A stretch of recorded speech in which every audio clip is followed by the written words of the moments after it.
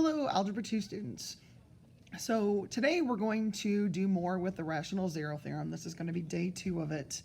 We're going to actually guess and check. We're going to guess a possible zero from our list. We're going to check to see if it works. If it doesn't, we're going to keep going and find one that works and then finish the problem. So to go over again what we talked about last week. So we need to first figure out our possible p-values, our possible q-values, and then our p over q. That's going to give us our possible rational zeros.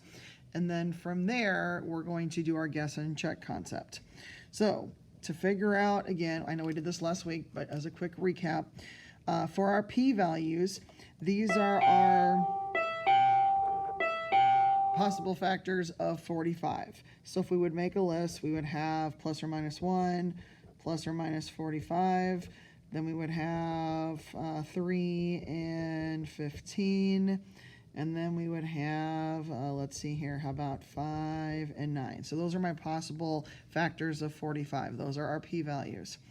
Our q-values are factors of our lead coefficient. So my lead coefficient here is 1, so my q-values are just plus or minus 1. So finally, part C are our possible p over q values. Again, this gives us the possible rational zeros. This does not give us irrationals or imaginaries, just possible rational ones. So if I put p over q, 1 over 1 is 1, so plus or minus 1. 3 over 1 is 3, so plus or minus 3. 5 over 1 is 5, so plus or minus 5. 9 over 1 is 9, so plus or minus 9. 15 over 1 is plus or minus 15. And 45 over 1 is plus or minus 45. So now, last week we stopped here listing them. Now we're going to check using synthetic division to find out one that works. Again, the way I know it is a 0 is if I get a remainder of 0. So I'm looking at that list and trying to think, what would you guess? I think some of you might test, again, so these are, I could have 1, -1, 3, -3, 5, -5, 9, -9, 15, -15, or 45 and -45. So those are the possible numbers to check. So there are 2, 4, 6, 8, 10, 12 of them to possibly check. So like I was saying before, if you guess wrong, it gets a little frustrating because you might have to keep checking and checking and checking. So let's go for, I don't know, let's just say some of you might guess 1. So let's test 1 for a 0. Okay, so again, when I'm using synthetic division, I'm going to go back to my function and list my coefficients. So we have a 1, a -1, a -21, and a 45. So again, I'm looking for, is my remainder 0? If so, then it's a factor, or a 0 in this case. So I'm going to bring down the 1. 1 times 1 is 1, -1 plus 1 is 0. 1 times 0 is 0. -21 plus 0 is -21, and 1 times -21 is -21, and I'm going to get a remainder of 24. So that means that 1 is not a 0. So we're going to guess again. What would you guess? I don't know, maybe some of you might guess 3. So again, I'm going to list my coefficients. So we have 1, -1, -21, and 45. So I'm going to bring down the 1. 3 times 1 is 3. -1 plus 3 is 2. 3 times 2 is 6. -21 plus 6 is -15. 3 times -15 is -45. I do get a remainder of 0. So that means 3 is one of my zeros. Okay, now we need to find the rest of them. So what I'm down to, remember, if I'm starting with degree 3, I'm down to a degree of 2. So this tells me that I'm left with x squared plus 2x minus 15.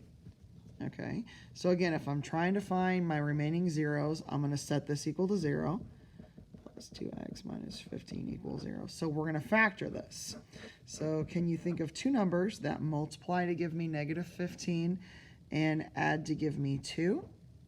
Hopefully you're thinking 5 and -3. So x plus 5, x minus 3.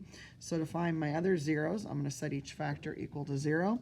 So if x plus 5 equals 0, x is -5. And if x minus 3 is 0, x is going to be 3. So since I have a cubic, that means I should have 3 zeros. So we have -5, and then we said 3 works, and 3 works also here. So 3 is a 0, but I'm going to put it has a multiplicity of 2 because it occurred twice. Once here, once here. So again, these are my 3 zeros.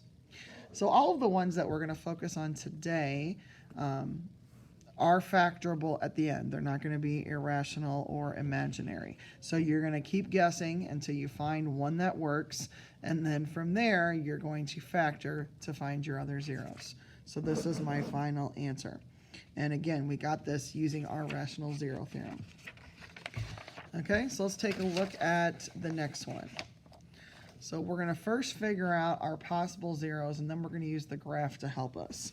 So my possible p-values are factors of 8. So that would be like 1 and 8, and then 2 and 4.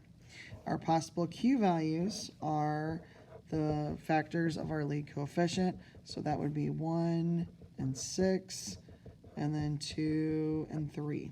So now to list our possible p over q values, so I'm going to do 1 over 1, which is 1, 2 over 1, which is 2, 4 over 1, which is 4, 8 over 1, which is 8, and now we're going to put it over 2. 1 over 2 is a half, 2 over 2 is 1, I already have that listed there. 4 over 2 is 2, already have that listed there. And 8 over 2 is 4, I already have that one listed. So now let's put them over 3. So 1 over 3 would be a third. 2 over 3 is 2/3.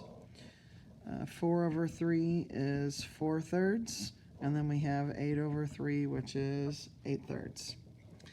Okay, and now we're going to put over 6. So 1 over 6 is 1/6. 2 over 6 is a third. I already have that listed. 4 over 6 is 2/3. Already have that one listed. And 8 over 6 is 4/3. So I already have that listed. So right here, these are our possible rational zeros. Now, notice, if I read the problem, it says use the graph to shorten the list. So the graph is going to give me some idea of what I should check. So if I'm looking at this, you know, this one here is between 0 and -1. So it's going to be some kind of fraction, but not exactly sure which one it is. Over here, notice that actually crosses at 4. So that means it would make sense if I'm going to guess which one to test first, I'm going to test 4. So we're going to do synthetic division. Again, I'm going to put my my coefficients of my polynomial to use synthetic division. So we have a 6, a -17, a -26, and a -8. So if I bring down the 6, 4 times 6 is 24. -17 plus 24, or -17 and a +24 give me a +7. 4 times 7 is 28. -6 plus 28 is a +2. And then 4 times 2 is 8. I get a remainder of 0. That should have happened because it looked like on the graph that 4 was one of my zeros. So since I started out with a cubic, I'm now down to a quadratic.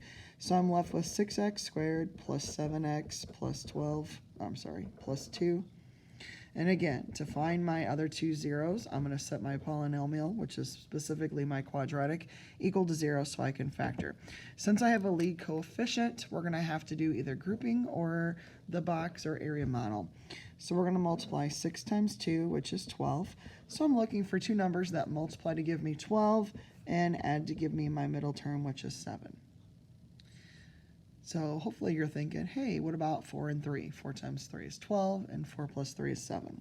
So remember, if you're doing grouping, you're going to keep the first term, you're going to keep the last term, and you're going to split your middle two terms up into those two factors here. So we have, what did I say, a 4 and a 3. So one of them is going to be 4x, and one of them is going to be 3x. So to continue with grouping, if I group the first two, I can factor to 2, and I'm left with 3x plus 2. On the last two, I can't factor anything out, so we put a 1 to hold its spot. And again, we have 3x plus 2. I should have put a factor to 2x, not just a 2 there. And so what we have in common, 3x plus 2. What do we have left? 2x plus 1.